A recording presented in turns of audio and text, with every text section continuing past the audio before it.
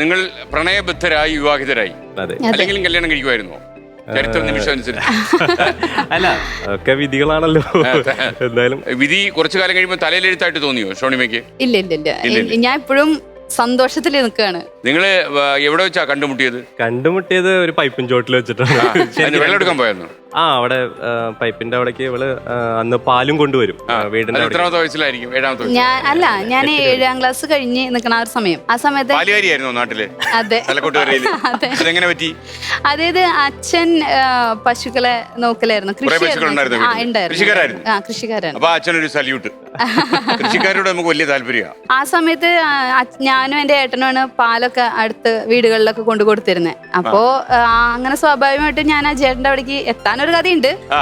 അങ്ങനെ എത്തി ആ ചേട്ടനെ ഞാൻ അവിടെ വെച്ച് കണ്ടുമുട്ടാണ്. പാലിലേക്ക് വന്നാൽ ഈ പാൽ വിതരണം മിൽമയുടെ ജൂനിയർ ഫോമായിട്ട് അവിടെ തലക്കോട്ടുകയറിയ ബലസീനെ കുറിച്ച് ഞാൻ ചോദിക്കും. അതായത് അച്ഛൻ ആദ്യം ബഹ്റൈനിലായിരുന്നു, അവിടെ ഒരു ഹോളിഡേ കമ്പനിയിൽ വർക്ക് ചെയ്യായിരുന്നു ഞാൻ ജനിക്കണേക്കാൾക്ക് മുമ്പ്. പിന്നെ അച്ഛൻ നാട്ടിൽ വന്നു. അവിടുന്ന് സിറ്റുവേഷൻ മോശമായി കാരണം നാട്ടിലേക്ക് വരേണ്ടി വന്നു. നാട്ടിൽ വന്ന് അച്ഛന് വേറെ ആരും അണ്ടറിൽ ജോലി ചെയ്യാൻ വലിയ താല്പര്യമില്ലാത്തൊരു വ്യക്തിയാണ്. അതെ അതെ അതെ. അപ്പൊ അച്ഛൻ എന്നെ അച്ഛന്റെ ഉള്ള സ്ഥലത്ത് കൃഷി നടത്തി അങ്ങനെയാണ് ഞങ്ങൾ മുന്നോട്ട് പോയിക്കൊണ്ടിരുന്നത്. ആ സമയത്ത് ഞങ്ങളുടെ അടുത്ത് ഞാൻ നേരത്തെ പറഞ്ഞ വിദ്യ എഞ്ചിനീയറിംഗ് കോളേജ് വരാൻ പോവാണ്. അപ്പൊ അതിന്റെ പണി നടക്കാനൊക്കെ ആയിട്ട് അവിടെ ഒരുപാട് ക്യാൻറ്റീനുകളും ആളുകൾ ജോലിക്കാർക്ക് വേണ്ട സ്റ്റോളുകളൊക്കെ ഒരുപാട് വരാൻ തുടങ്ങി. അപ്പൊ അച്ഛൻ ആലോചിച്ചു, എന്തുകൊണ്ട് എനിക്ക് അതിൽ പാല് കൊടുത്തുവിടാ? ഒരു പശുവൊക്കെ വീട്ടിലുണ്ടായിരുന്നു, അത് കൂട്ടി എനിക്ക് അവിടുത്തെ ആ ബിസിനസ് എനിക്ക് എന്തുകൊണ്ട് എടുത്തുവിടാന്നുള്ള അച്ഛന്റെ ഐഡിയയിലാണ് അച്ഛൻ അവരുടെ അടുത്ത് പോയി സംസാരിക്കണം. അതോടൊപ്പം പശുക്കൾ വരലും പാല് വിതരണം. അല്ല, എനിക്ക് സൈക്കിൾ ചവിട്ടാൻ ഭയങ്കര ഇഷ്ടമായിരുന്നു. ഉണ്ടായിരുന്നില്ല, സൈക്കിൾ ചവിട്ടാൻ ഇഷ്ടമാണ്. അപ്പൊ അച്ഛൻ എന്നെ ഒരു ഭാവിയുണ്ട്, എനിക്കൊരു സൈക്കിൾ മേടിച്ചെന്നു. സൈക്കിളില് പാല് കൊണ്ടുകൊടുക്കാൻ എന്നെ അച്ഛന് മുൻകൂട്ടി കണ്ടു കാണണോ. എന്നും ചേട്ടനൊരു സൈക്കിളുണ്ട്, അപ്പൊ എനിക്കൊരു സൈക്കിൾ കിട്ടി. അപ്പൊ അച്ഛൻ എന്ത് ചെയ്തു, അടുത്തുള്ള വീടുകളിലേക്ക് പാല് കൊടുക്കാൻ 2 സഞ്ചിയും തന്നു, അതിൽ കുറച്ച് പാലും കുപ്പിയും തന്നു. നാട്ടുകാർ പറയുന്നത് ഷോണിമയുടെ പാല് വാങ്ങിച്ചാൽ അവർക്ക് ഭയങ്കര പേടി, അവനെ ഒളിച്ചിരിക്കുമെന്ന്. ഷോണിമ ചീത്ത വിളിക്കുമായിരുന്നു പൈസ തന്നില്ല. അതെന്താ വെച്ചാൽ കുത്തിനെ പിടിച്ചിരുത്തി പൈസ വാങ്ങിക്കുമായിരുന്നു. നാട്ടിലെ പാൽക്കാരി ഗുണ്ട. അത് വേറൊന്നുണ്ടല്ല, അച്ഛൻ പാല് ബിസിനസ് ആയിട്ട് ഞങ്ങൾ മുന്നോട്ട് പോവല്ലേ. അപ്പൊ എന്നെ പാല് കൊണ്ടുകൊടുക്കാൻ പോകുമ്പോ പാൽക്കാരി എന്ന് വിളിക്കണത് എനിക്ക് തീരെ ഇഷ്ടമല്ല. സാധനം എനിക്ക് തീരെ ഇഷ്ടമല്ല. ഞാൻ സൈക്കിളോട്ടി പോണ സമയത്താണ് പുറകുന്ന അങ്ങനെ ഓരോരുത്തർ വിളിക്കുക. അപ്പൊ ഞാൻ വണ്ടി തരുന്നത് എന്താണ്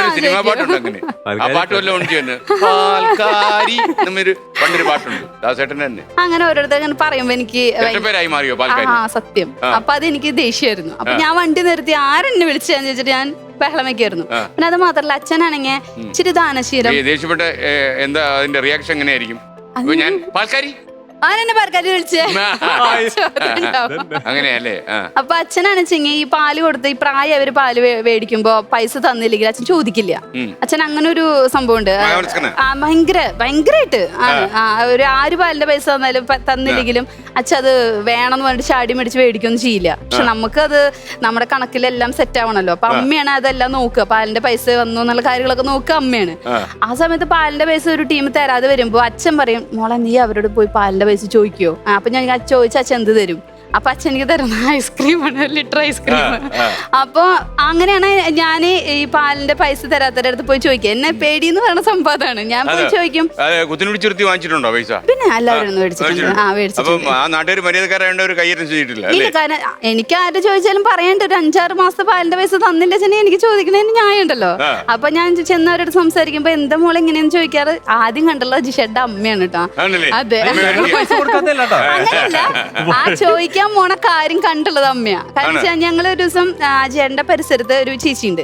അപ്പൊ അവിടെ നിന്ന് പാലിന്റെ പൈസ കിട്ടാതെ അച്ഛനെ വിട്ടു, നീ ഒന്ന് പോയി ചോദിക്കേ അവര് തരുമോന്ന് ചോദിക്കും. അപ്പൊ ഞാൻ ആ വഴിയിലേക്ക് കടക്കണ സമയത്ത് ആ ചേട്ടന്റെ അമ്മ അവിടെ നിൽക്കണ്ടായിരുന്നു. എനിക്കറിയില്ല ആരെന്താന്ന് അറിയില്ല, ഒരു ചേച്ചി. അപ്പൊ ഞാൻ ചേച്ചി ഇന്ന ആളുടെ വീടൊന്ന് പറഞ്ഞു തരുമെന്ന് ചോദിച്ചു. അപ്പൊ ചേച്ചി വീട് പറഞ്ഞു, എന്താ മോളെ കാര്യം ചോദിച്ചു. അപ്പൊ ഞാൻ പറഞ്ഞു, എന്റെ ചേച്ചി ഇങ്ങനെയാണ് പാലിന്റെ പൈസ തരില്ല, അച്ഛൻ എന്നെ വിട്ടേക്കാണ് പാലിന്റെ പൈസ മേടിക്കുന്നത്. അമ്മയ്ക്ക് ഭയങ്കര ഇൻട്രസ്റ്റ്, ഇവിടെ കൊള്ളാലോ എന്ന രീതിയിൽ അമ്മയ്ക്ക് ഭയങ്കര ഇൻട്രസ്റ്റ്. ഞാൻ 8ൽ ഞാൻ 8ല് ആ വെക്കേഷൻ സമയത്ത്.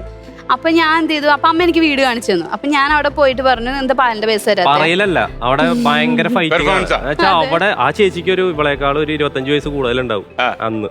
അവരിനായിട്ടാണ് ഇവരുടെ ഫൈറ്റ്. അപ്പൊ എന്റെ അമ്മയ്ക്കെന്ന് വെച്ചിട്ടുണ്ടെങ്കിൽ ഇങ്ങനത്തെ ഈ ഒരു കാന്താരി പോലത്തെ കുട്ടികളൊക്കെ ഭയങ്കര ഇഷ്ടം. പെൺകുട്ടികളായ അങ്ങനെ അപ്പൊ ഞാനൊക്കെ എന്ന് വെച്ചാൽ ഒരു പച്ചപ്പാവം പോലെ ഒരു മുക്കിൽ ഒതുങ്ങിയിരിക്കും ഈ ടൈപ്പ്. അപ്പൊ എന്നോടൊക്കെ വന്നിട്ട് പറയുന്നുണ്ട് ഈ ചന്ദ്രേട്ടന്റെ മോളെ കണ്ടുപിടിക്കണം. അവള് വന്നിട്ട് കണ്ടോ ഇതൊക്കെ അതുപോലെ.